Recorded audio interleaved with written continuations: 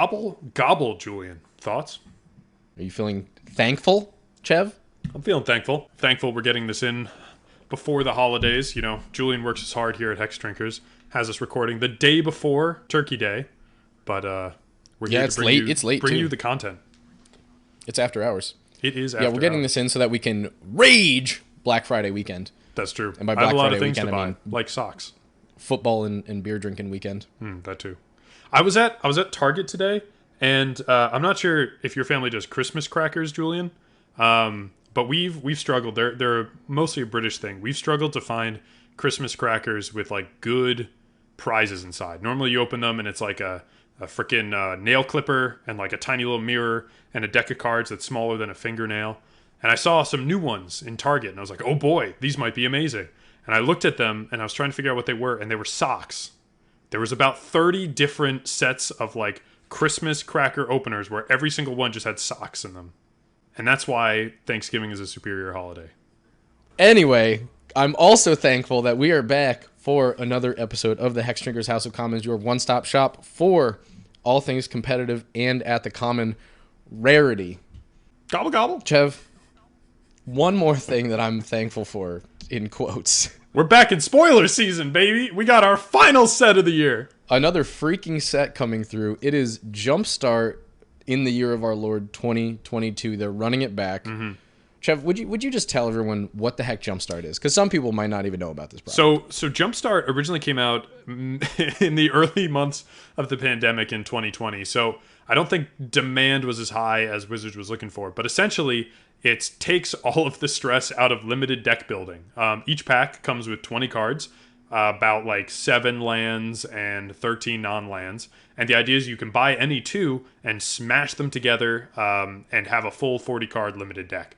Each one of these is a randomized theme. I think there's probably like 30 or 40 different deck lists. Some themes have multiple different deck lists. Things like Spirit, Monkey, Eldrazi, Soldier, Blink, all those kind of, like typical Magic themes. You'll get a 20-card pack. You'll get a second 20-card pack. You smash them together, and then you have Blinking Eldrazi or whatever. And they have a couple lands that, the Thriving lands, for Pauper fans who know those, how great those can be. They're in every pack as well to kind of smooth out the mana. But it's really like, if you like the low power of limited, you can do this without having to go through a draft. And we always get a couple new cards with them as well. Yeah, notably a few kind of nutty cards from the last one.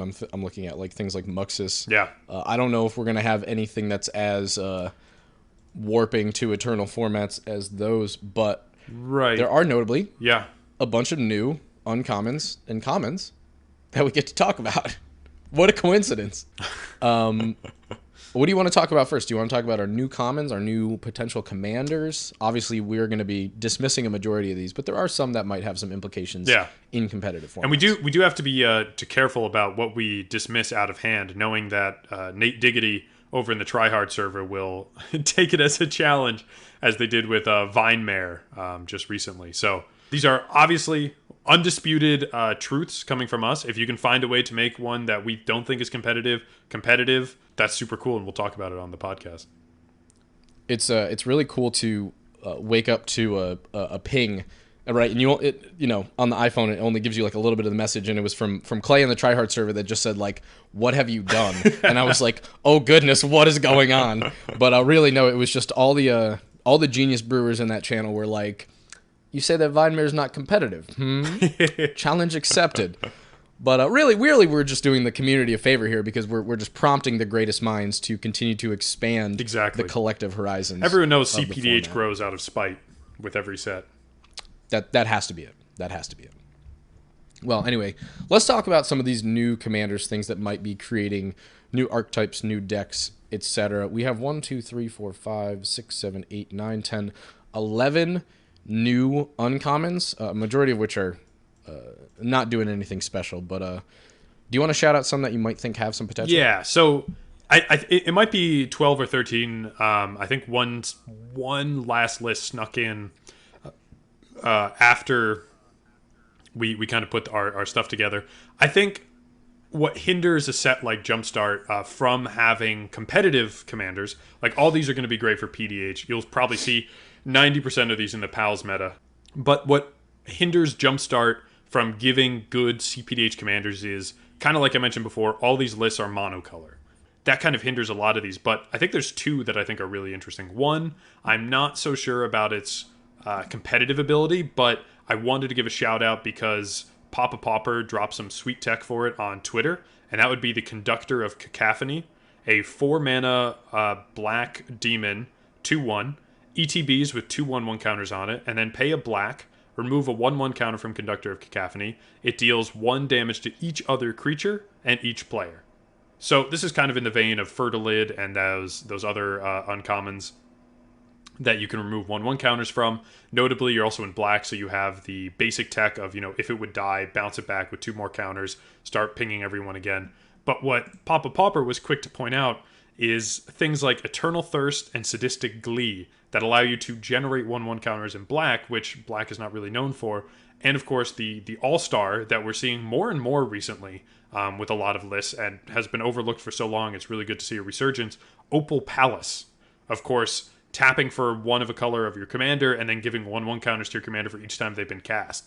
So you get Conductor of Cacophony a few times in the yard or to your hand or whatever, and you're dropping this with like 5 or 6 counters on it, probably wiping the board turn after play, or if you have the mana, just doing it then and dealing 6 to all your opponents. So this definitely has some spice to it, but I do wonder if Mono Black can compete with everything else that's going on. Yeah, this is now that you're kind of explaining some of these tech pieces, I'm getting a little bit more hot on this card. I mean, it's let's be generous and say sort of like a pestilence in the command zone almost, especially if you can get some of these things that you allow you to trigger it more than a couple times in a turn, whether that's just re-getting it back with all our Feign Death effects, or if we just can somehow put a bunch of counters on it. We also have Forge of Heroes, which is a great way to put an additional counter. And this is really giving me, just because notably we haven't seen your Hepatra deck in a while in our pod, our EDH pod. Yeah. This is kind of giving me almost like Carnifex Demon vibes, where Carnifex Demon comes in with 2 -1s, and then you can kind of blanket the field. Something like a PDH, your average creature size is maybe a little smaller. Dealing 1 damage might as well be a -1/-1 counter, because you're probably going to wipe most of the board with that. So that's super interesting. And obviously, if I was going to build a monocolored commander, I would want to do it in black. It would have to be mono black or mono blue. Black, of course, gives you removal versus the counter magic. I also really like, it's a really cool ability, and it's not marred by the design choice we've seen recently, where it would say like activate as a sorcery. So I'm imagining the ultimate play, you kind of swing at the person with the biggest board when Conductor of Cacophony is big enough with enough 1/1 counters. You get in for damage, and then you're able to remove those 1/1 counters afterward. And notably, the Conductor does not have any form of evasion. So being able to kind of remove all the goods can potentially clear the way for attackers. Yeah. Also, there are things that care about having die triggers. This is each other creature, so that will remove your stuff too. You have to be careful about that, but there are things that care about dying. Yeah, so, yeah. I'm actually I'm getting more warm on the Conductor. I would like to see what it can be put up to. I was gonna say, I actually have a mono black creature that I think has some promise. I'm not super hot on it, but I think we would be remiss to not mention it. It's a Skull Slither Worm. First of all, art is horrifyingly disgusting, which is great. Yeah. Also, given the flavor text, as a larva, they burrow into a host's brain to feed upon, growing until they're large enough to burst free and seek out larger prey. So, like, even the size of this, like, that is going on in your noodle. It reminds me a lot of the brain maggot alternate art, which is I think one of the most heinous ones in Magic. But this thing being like a parasite that's sneaking into people's heads, I love on a flavor level, but it truly is horrifying. Yeah, it's kind of nasty. This is going to be a 3 and a black for a worm, a 3/3. When it enters, each opponent discards a card for each opponent who can't put 2 1/1 counters on this. So theoretically, if your opponents are hellbent, this can get real big. But like you're saying, a vernacular of black flicker, this plus any sort of sack outlet, Feign Death effect, etc. Yeah. I feel like we can quickly empty our opponent's hands, plus there's all sorts of burglar rats, virus beetles that can come through and we can utilize as well. And I really think that your opponents have no resources tribal could be a viable way to make things happen, especially since, once again, we're in mono black. Tons of ways to recur our value Right. anyway, and tons of ways to draw into new value. So if we just grind the game down to an absolute standstill, doesn't matter that Skull Slither's only a 3/3 and maybe we have a couple 1/1s or 2/2s on the field. We can just kind of keep things on lock and get in for lethal over the course of several turns. Yeah, I think discard is the kind of thing that's been lurking in the background of CPDH for a while, especially with mono black decks. And I think there's something that would be really cool if we could see that working. I think we could test Skull Slither's viability by just slapping it on the head of a general Gary deck, because I think that is what you're going to be kind of considering as, okay, I'm playing mono black. Skull Slither Worm hits all opponents a particular way. Is it more efficient, or does it get me where I need to go faster than Gary? Even though I understand that you've got a different game plan when the idea is either starve your opponents of resources or have a really big brain worm. I think they would be kind of similar shells in terms of how you're affecting all your opponents, and can you reliably get your opponents with empty hands to get those 1/1 counters each, or are we just going to see like a consistent discard the 2 or 3 times you play Skull Slither Worm in a game? I'm glad it is an ETB though, so we do have the Flicker package and we can do all that. But I'm a little bit on the fence, but again, I really want to see a list for it. Yeah, something that I am not sure of is if we have any sort of value generators for when our opponents discard. Obviously, at like Rare and Mythic, we have Waste Not and Tiny Bones, which also was another Jumpstart card, actually. Yeah. But I don't know if we have any of those things at Common, so I'll have to do some digging. But I think Skull Slither Worm could potentially reach some sort of viability.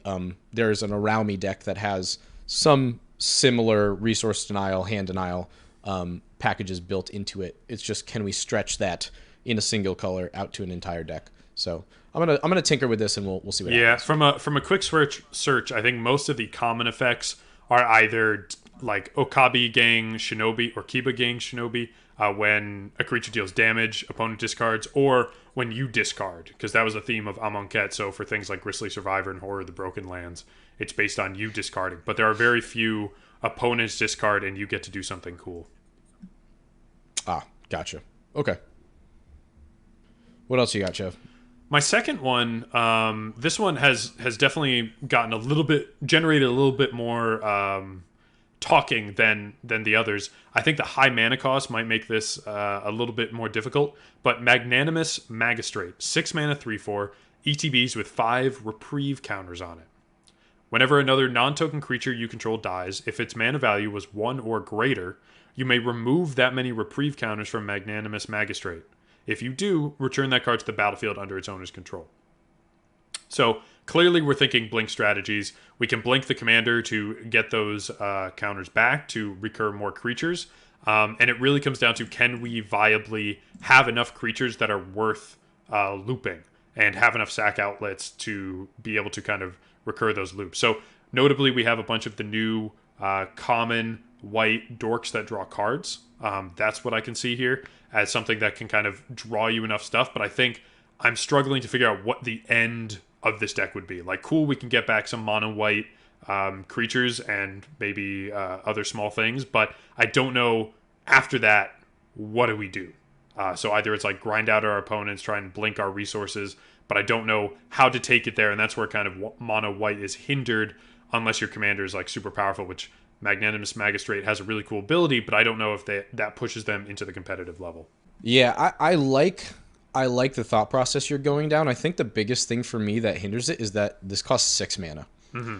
If this costs like 4 mana, I would be all on board. Right, you're probably not casting this twice, so you've got to make sure it sticks and plays around, which is not something you really want to rely on. Especially when, I think, what's the average turn clock down to on CPDH? I think it's 10 turns. So you're in mono white, maybe it's lower. You have a tutor, but you're playing this, and then you only have a few turns left to turn the game around. Yeah, I really like what's going on here. I really think the mono white, which certainly has been propped up recently for sure, but it's still not anywhere near a mono blue or a mono black.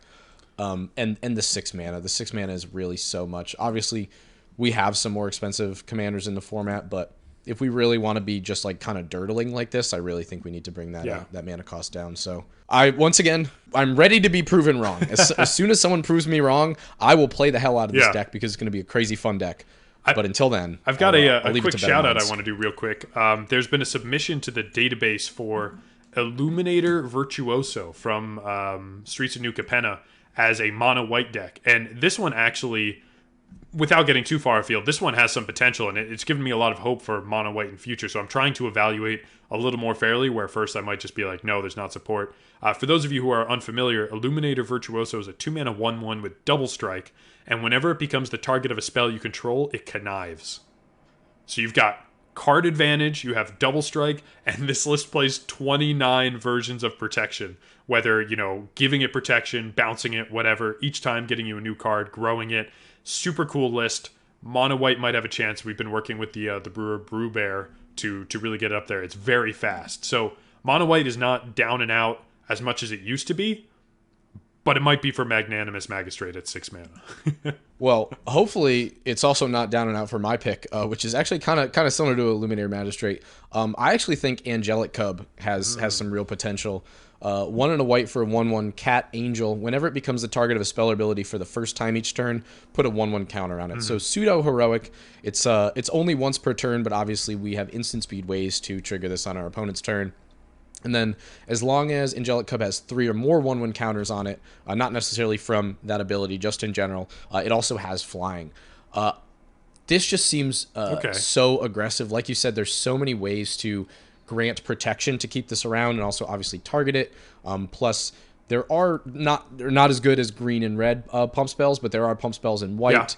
Yeah. There's things that give double strike. There are obviously auras, Yep. which count as well. And this also triggers off abilities. I'm trying to think if there's any sort of like... Would Equip do it? Equip is an ability. Yeah, actually, yeah, that would be do pretty it. cool. Yeah, so between equipment, auras, as well as a ton of protection spells and potentially some pump spells, I really think that maybe we can finally do a mono white, like really aggressive Voltron strategy, similar to some of the Boros and red strategies that we've seen creeping up. So Yeah. I think Angelic Cub, once again, I don't think any of the ones that we've talked about today have been slam dunks, but I really do think that there is potential for them on the fringes, or especially if a really talented brewer kind of gets their paws on them. Yeah, I honestly think, funnily enough, Angelic Cub will be 1-to-1 against Illuminator Virtuoso, given similar stats, and then you're trading double strike for gonna get flying relatively easily. So it's built-in evasion versus that double strike. I think Virtuoso might have it in terms of how often white through auras or instants can grant flying. So you can get the flying much easier than you can double strike at common. Because double strike at common is, I think there might be 1 card or 2 cards in red that give it as an instant, but not permanently. Stalling for time, so Julian can look it up. But I think it's going to be a toss between the two. My money's on Virtuoso. Also, the Angelic Cub art terrifies me. Like, we're looking at almost It's weirdly unsettling. An Innistrad Angel with 4 wings with, like, the red tips of Avacyn. And then with, I guess, a cat head, it reminds me more of a bear. But either way, I think I would run screaming if this thing was, like, descending from the heavens in front of me. The head is a little like disproportionately large as well. Yeah, you know what it is. Maybe you get your opponents just on the fact that like they don't want to look at your cards, so they don't read it or anything. Yeah, that's true. But you got to consider the political. Those are the ones that we think have potential here. Just to go over some of the other ones that we decided weren't going to do it. Colborne Entity, Biblioplex Kraken, Primeval Heralds, Disciple of Perdition. Yeah. Just not doing enough, and like you said, the monocolor is just not going to make it happen. Yeah, agreed. That is the uncommons. Let's delve into the commons. Chev, did we get any commons that were downshifted? I believe we have one, and it's a pretty potent one. It's Ghoul's Feast, 1 in a black for an instant. Target creature gets +X/+O until end of turn, where X is the number of creature cards in your graveyard. Green has similar effects for creatures on the battlefield. And those haven't really seen much play. But in black, where you have things like Nightveil Predator that could be swinging in the air, or any creature deck that's in these colors, or even something like Sir Conrad that's going to have a full graveyard, being able to utilize that in a different way for a surprise punch to the to the gut is going to come in pretty handy. I think this is a very potent downshift, all things considered. I don't think I'm as high on it as you are. I'm not huge on combat tricks, even in a format like CPDH. But yeah, I think this definitely provides a new angle, and I think the decks that this is going to see play in are definitely decks that people won't expect a sudden burst of an extra 5 or 6 damage or something. Yeah, I think that's the only downshift we have, but we did get a ton, or maybe not a ton, maybe a gentle slew of new commons. Well, I'm counting 12 that we have on our list, so if there's any more, it's a ton. Fuck them. Yeah. First up, let's talk Suspicious Shambler. This is 3 and a black for a 4/2 zombie, relevant creature type. You can go 4 black, exile it from your graveyard, create 2/2/2 black zombie creature tokens. Activate this only as a sorcery. I'm kind of liking this in maybe something like a Sir Conrad. Obviously, you can just play this down. It'll trade with a lot of things that'll trigger Sir Conrad. Also, if we're self-milling, this going to the grave will trigger. And then later on, we can exile it from our grave, which will trigger Sir Conrad again, get 2 more tokens, which will once again trigger Sir Conrad when they die. So, yeah, this just might be just enough kind of value across all its facets, moving through all the zones, that I could see it seeing some play in, especially in any sort of deck that's going to do a little bit of milling. Yeah, I think Tormod might also be a good home for this, where, of course, when it leaves the graveyard with that activated ability, you're going to be making 3 zombies for 6, which puts it kind of on rate. It's a little slow if you were trying to use this for Edict protection, if you have a more Voltron build, but things that really care about cards entering and leaving the graveyard, this might have a home for. It's still a little costly for that fun piece of tech. There are, like, Rotten Reunion. I think I would run over this at any given time, but I think this is a nice piece to have. Yeah, for sure. Unlike Ossuary Rats, this card is no good. Yeah, we're running into that 6 mana 3/2. ETB, deal X damage to target creature or planeswalker an opponent controls, where X is the number of creature cards in your graveyard. Kind of seems like a red effect stapled onto a black creature. This is just not what you want to be doing with 6 mana. You could just murder something instead. Yeah, I see the number of creature cards in graveyard, like, sub-theme here that they're trying to go, but why would I play this for 6 mana when I have any number of amazing removal spells for 1 to 3 mana? Yeah. Or even free if we're talking Snuff Out. So, yeah, I'm not trying to play Ossuary Rats anytime soon. Jumping off that, we have another one that I don't think it's going to be competitive. Goblin Researcher, 4 mana, 3/3. ETB, exile the top card of your library. During any turn you attacked with Goblin Researcher, you may play that card. Card advantage, yes, but at 4 mana, red just has better options. You've got the classics like Faithless Looting, or you have the newer tech like Thrill of Possibility. And what's the red 2 mana, exile the top 2? Yeah, Reckless Impulse. They're way better options for impulse draw in red. Yeah. I don't need an expensive body stapled to it. Which, by the way, I think is hilarious, because if you did decide to do this, if you did decide to play this card, if it gets killed, you can't ever play that card. It's just gone, because you have to have attacked with this. Right, and you have to wait a turn, because it exiles, but they have to be able to attack. So that it's like an extra little thing on there. Okay, well, if you're not interested in that sort of red card draw, can I interest you in the Plundering Predator, which is a 4 red for a dragon 3/3 flyer. When it enters, you may discard a card if you do draw a card. No, you can't. Glad we have it. I didn't think so, but I had to ask. This is the kind of thing that's going to go immediately to the bulk binder, even with PDH. So I know there's that. I think it's blue or red. There's a few Baldur's Gate commanders that care about dragons, so maybe having another common dragon can help those archetypes. And while that's going to be really good for PDH, again, I don't think this is competitive. Azra, potentially? Because you're discarding a card, you maybe get some madness, but that deck is so tuned that a 5 mana to get one of those effects, I just don't think is worth it. I don't know. All these ones that are they're expensive and they're entering and they're giving me potentially 1 card for a lackluster body, I'm just really not into. Chev, let me hit you with one more. Let me see how you feel about this one before I think we start getting to the real heaters. Giant Ladybug, 2 and a green, insect, got reach. It's a 4/1, aggressively statted. When it enters, you can search your library for a basic land card. You reveal it, and you put that card on top of your library. How you feeling about this one? Oh, I was so excited reading through it. Like, I honestly forgot what was common and what wasn't with ramp. but this is bad. I know I would make the mistake looking at this card like, oh, cool, a tutor on a creature in green. It's a 4/1 with reach, which might be a good thing to remember. Blocks Crackling Drake. That blocks Crackling Drake. Blocks Crackling Drake. But putting it on top of your library just feels not so great when we have Springbloom Druid, we have Farhaven Elf, we even have Skittering Surveyor, which for the same mana cost tutors it to hand, at least. So, Giant Ladybug, unless your meta has a lot of 4 toughness flying creatures, this should probably sit it out. We've got all the chaff out of the way. Let's talk about some heaters. Yeah, give me something good. Give me something good here. So this is one that you pointed out. So, Merfolk Pupil. Clearly, Tolarian Community College vibes. We have a 2-mana Merfolk 1/1.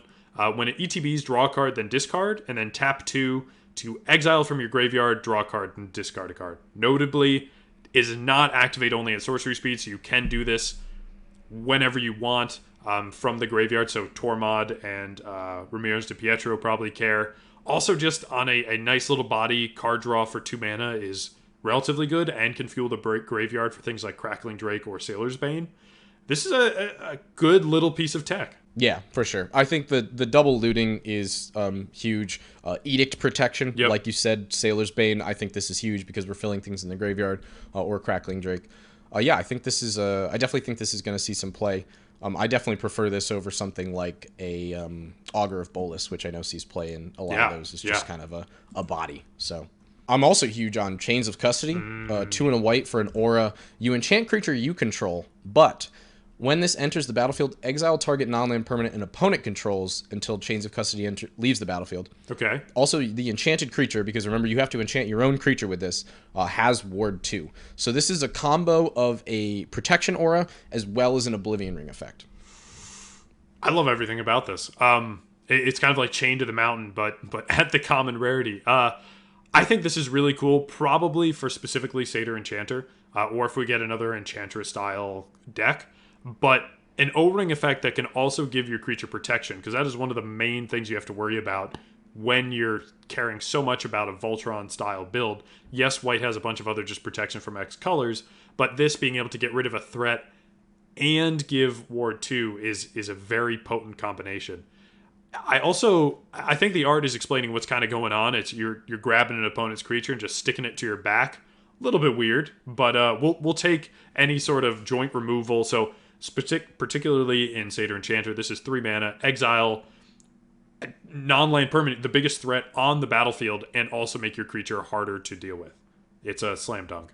This card is an auto-include, I think, even though we have started to hit that critical mass on these style of effects. I think that this is one that 95% of white decks are going to include. Mm-hmm.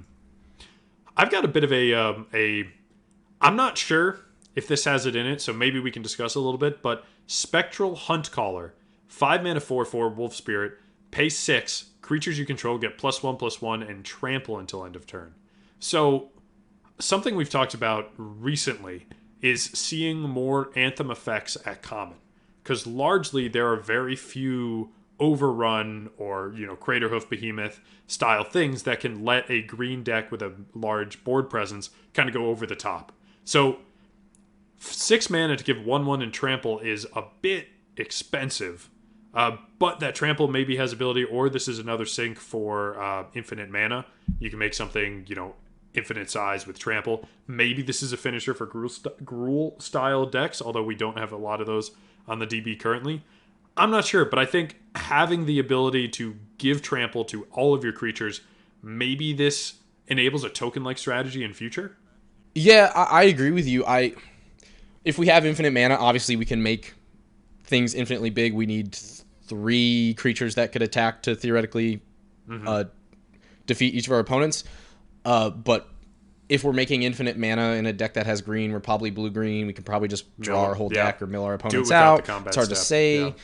I like the idea of this being like kind of a top-end extra buff sort of thing in, like you said, like a Gruul kind of mid-rangey or aggro list. That 6 mana is a lot. 5 mana 4/4 is not. I feel like this is just not good enough in every potential way. I would like to see if it gets played. I would like to see that, but I think you chop it's a on the mana edge. off It's each on of the the edge for things. me. Make it cost less. Make the ability cost less. This is a red herring. You look at it, you think this will give you what you want, but for 6 mana, you can play a couple more bodies that are going to be infinitely more impactful than the potential to activate this once. Is Creeping Bloodsucker a red herring, Jeff? No, Creeping Bloodsucker is the bee's knees, as it is, Julian. 2 mana, 1/2 vampire. At the beginning of your upkeep, Creeping Bloodsucker deals 1 damage to each opponent. You gain life equal to damage dealt this way. That is not something we've seen in a while. This is the effect of Extort. This is the effect of Gary. This is a line of text that we haven't seen a lot recently because of multiplayer games. It's now, deal damage and then gain that much life. Very rarely do you get the ability to deal damage to all of your opponents and gain life equal to damage dealt. And my mind instantly went to Torwalki the Younger, because we've been seeing that in basically every style of gameplay that Hex Triggers does, whether it be budget, PDH. This is going to deal 6 damage on upkeep and gain you 6 life minimum. And anything else in red that's like a damage increaser or something like that, this is just really, really cool. And instantly slots into any sort of pinging deck that I can think of. Yeah, I'm definitely going to put this in my my Torwalki list in various iterations. I've definitely fallen in love with that commander. Another thing that I was thinking of is, obviously the damage is nice. This comes down early.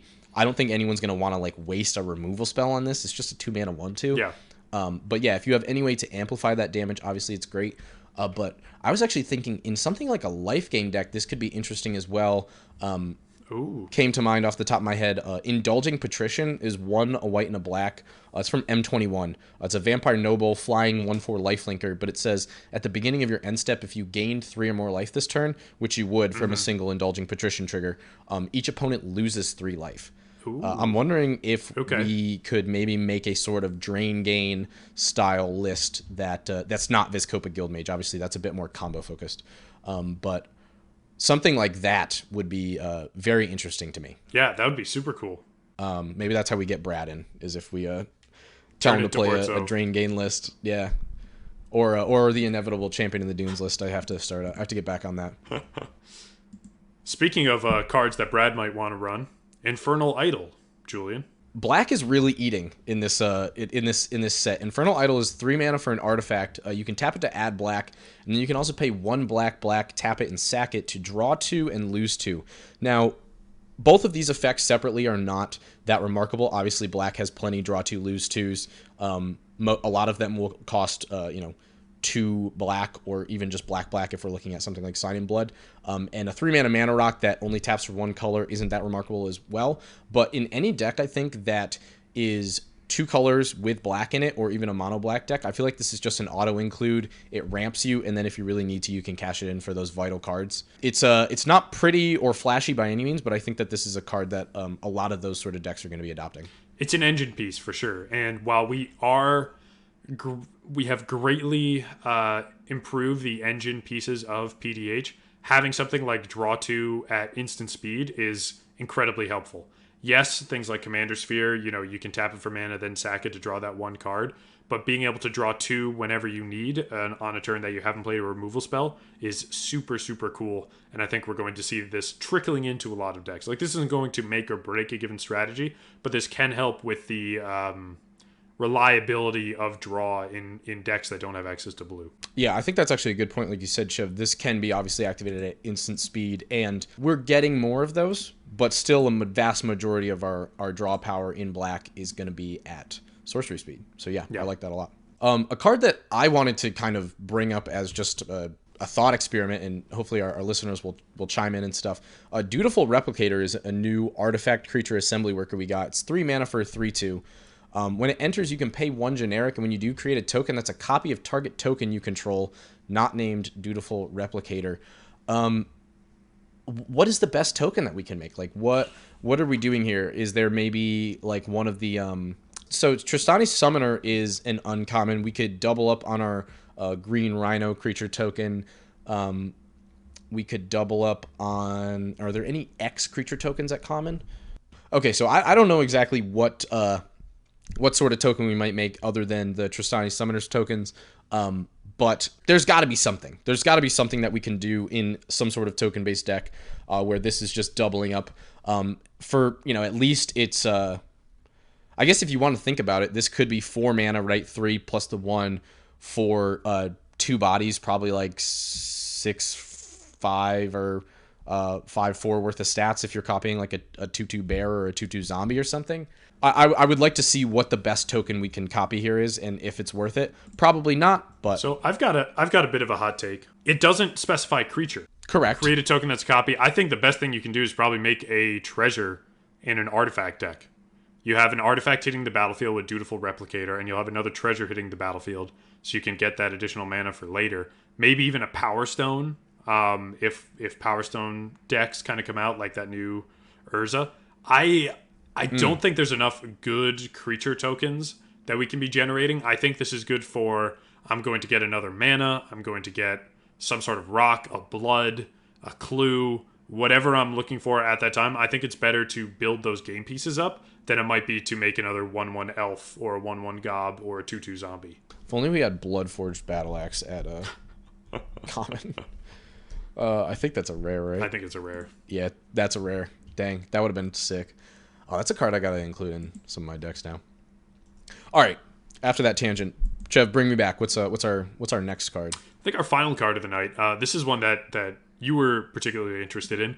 Soul Read, 4 mana instant. Choose one. Counter target spell unless its controller pays 4, or draw 2 cards. These are both things you like to do, Julian.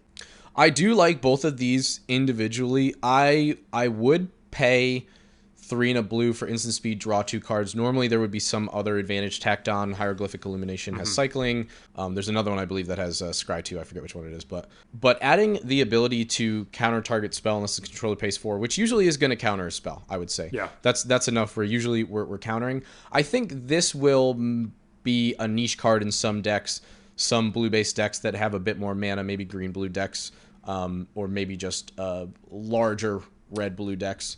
Not the most efficient option, but once again, modality is super huge. Yeah. I'm super huge on it. So I think that this can definitely see play. I struggle with that a little bit. I'm thinking, if I have 4 mana, I can probably play 2 counter spells with that kind of mana. And if I'm in a green-blue deck, yes, the draw might be useful, but I'm most likely going to be countering and I have other things I'm looking for. I don't know if instant draw 2 is going to be useful, or people are going to misread it too many times. Not misread it, but misplay and just assume to always keep it because you never know when you might need a counter.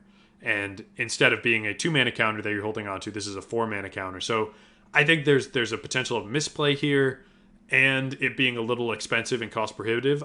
I don't know if I would be running this. I think that's fair. Yeah, I definitely think this is going to be something that's on the fringes. I'll probably test it out. Anytime you give me an option, you give me that modality, I have to at least look at it.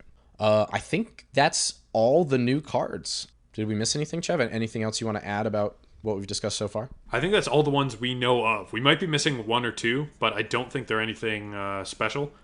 If they are, we'll hear about it or we'll comment on Twitter. Exactly, yeah. We've said all the things we need to say about the cards from Jumpstart 2022.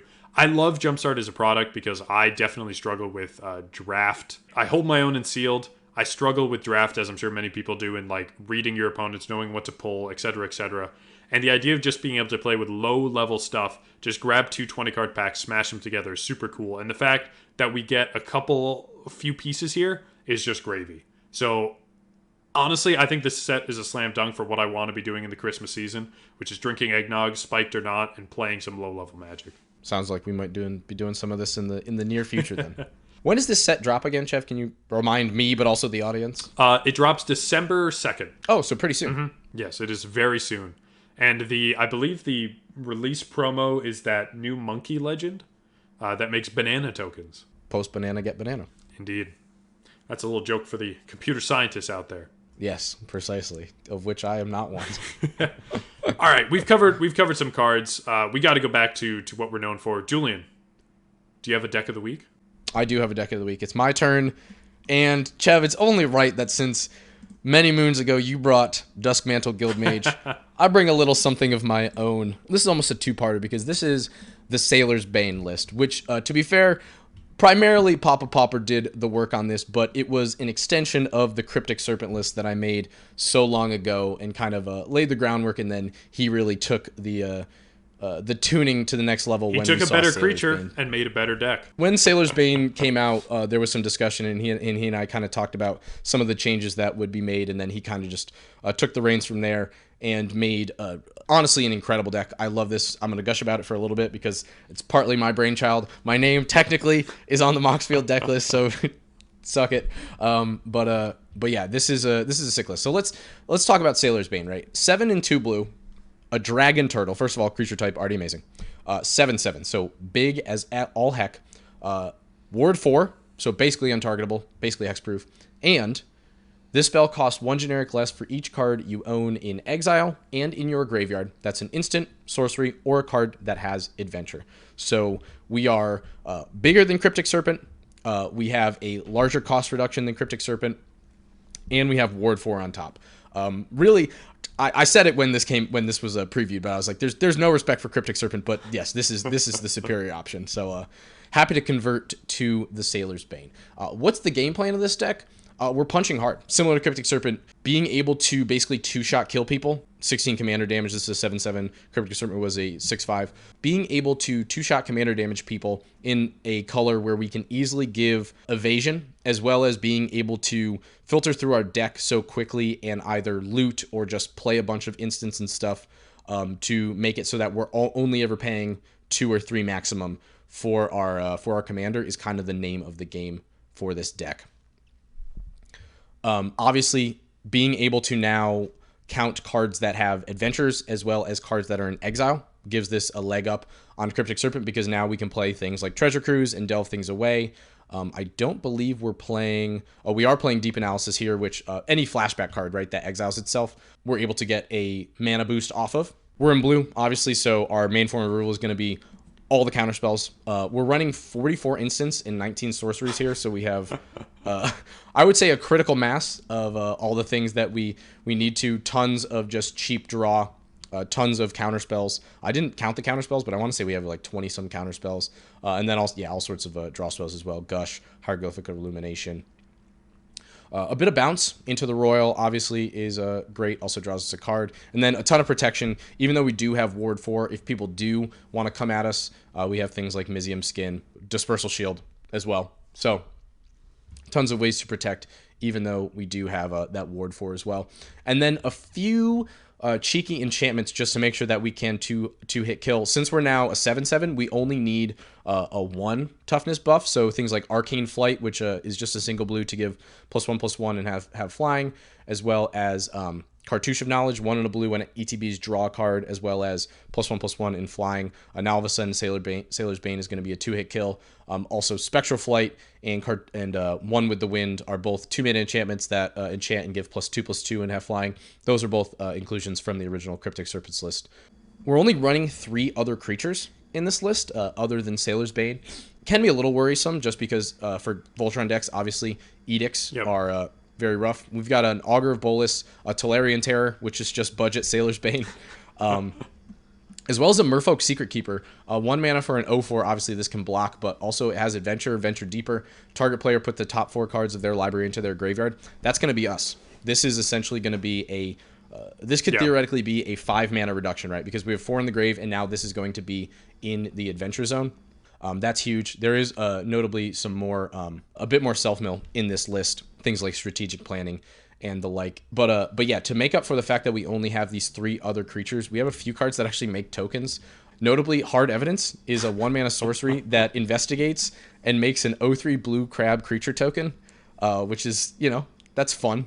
As well as Serpentine Curve, 3 and a blue, create a fractal equal to the number of instants and sorceries you own in exile and in your graveyard. So this can actually just be its own kind of threat. I feel like this could easily be a 10/10. Yeah, I normally would be worried about the density of creatures, but given the density of counterspells, plus, adding those few token makers, I think you're going to be relatively okay.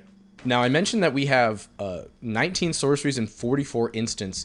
This naturally leads to us having very few lands. We're only running 28 lands, and This deck is actually employing something that is dubbed the Xerox theory or strategy. Chev, would you kind of explain that? Because it applies to this deck better than any other deck that I've seen. Yeah, the Xerox idea is something that like you can have roughly 4x 1 to 2 mana cantrips to replace 2 given lands. With the idea that you have so many things of low mana value, as long as you have 1 to 2 lands in your opening hand, you can get through your deck fast enough, churning through it with those draw spells to get the lands you need. Anyway, so this is like it's a very not necessarily high risk, but it feels that way, like a high risk, high reward type of scenario. But since we want all these spells in the graveyard anyway, it is a perfect combination of, churning through our deck because we really just want to pitch these spells, get them out of here, so then we can draw into our lands and then play our Sailor's Bane. Because given Sailor's Bane only will cost 2 mana when we go to play them, lands are not something we need in abundance. Once we have our threat on the field, we maybe need a couple lands up for a protection spell or something, but the amount of mana we need once this deck gets going is minimal. That's a huge thing. We should only be paying 2 blue. Another reason why we're kind of comfortable running so few creatures. My Cryptic Serpent list was running about twice as many creatures as this, just for utility and also edict fodder. But since Sailor's Bane is going to be costing so cheap every time, and also we have so much counter magic to counter any sort of edicts, we really can go low on creatures and low on lands, like you're saying with that Xerox theory.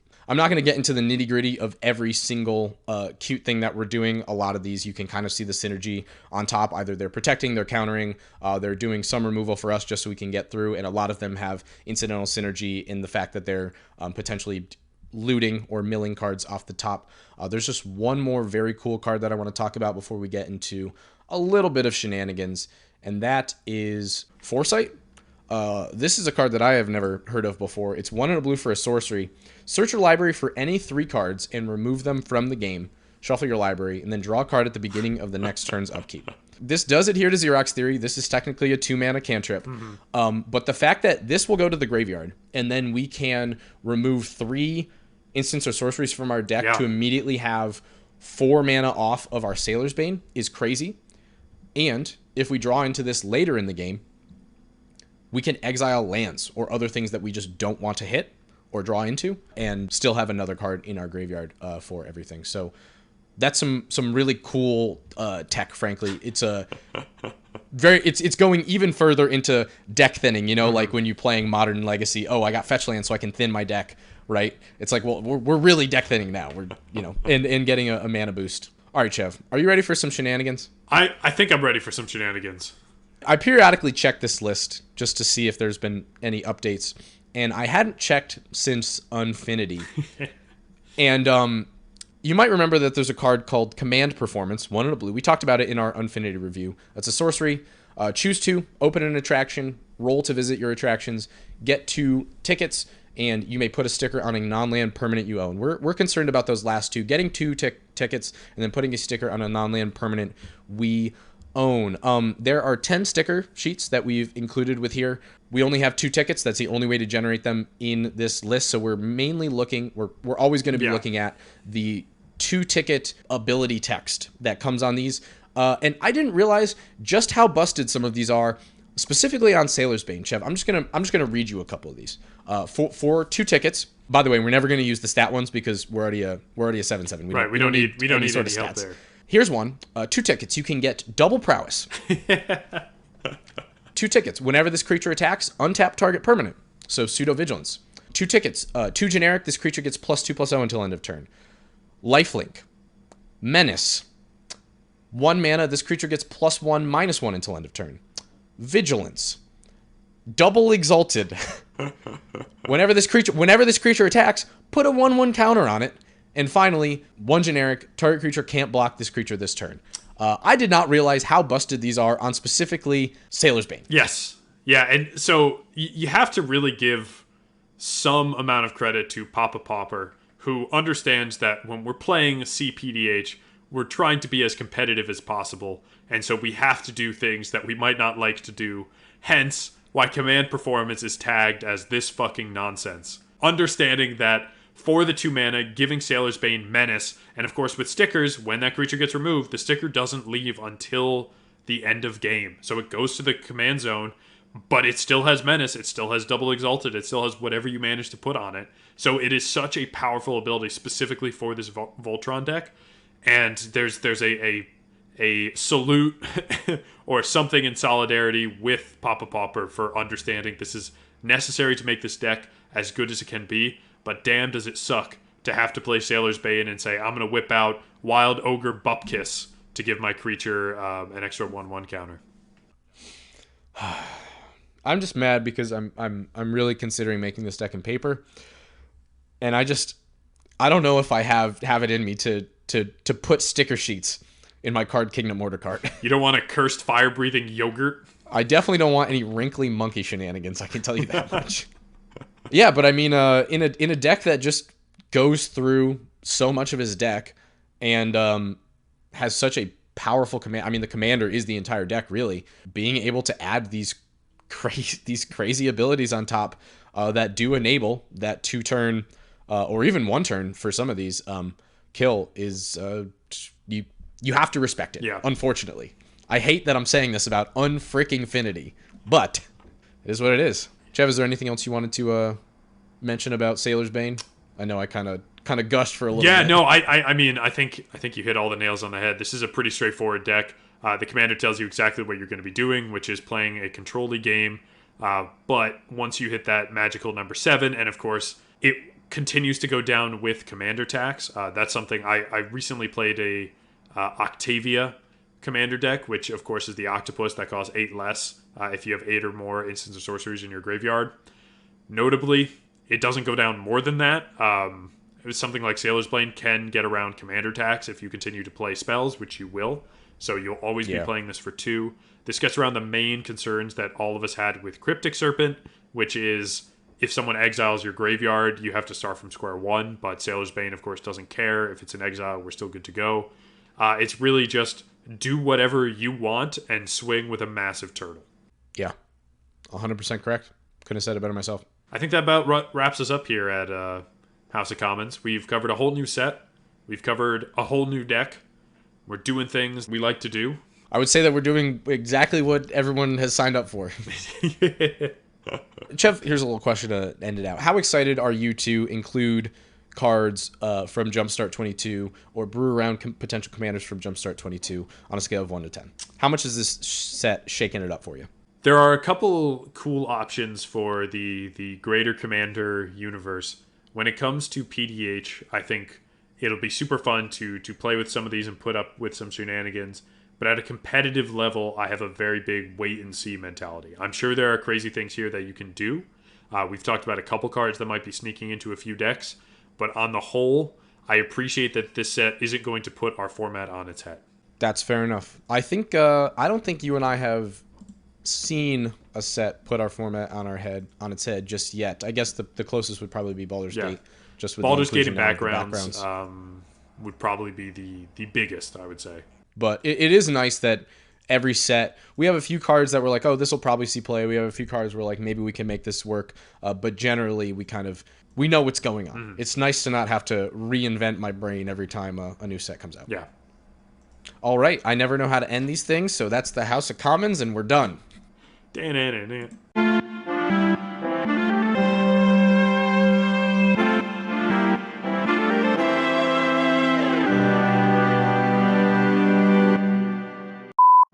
And after that rude eruption, that those oh my god, that was a rude eruption. Somebody just revved their Ford F-150 outside like nobody's business. Are we in the South? Are we in the freaking South? You gotta love it. Although the art is fantastic of a colorful ladybug, in case you couldn't guess by the name. Flavor text is great as well. That it is, Julian. What? Thanks for that. All right, Chev.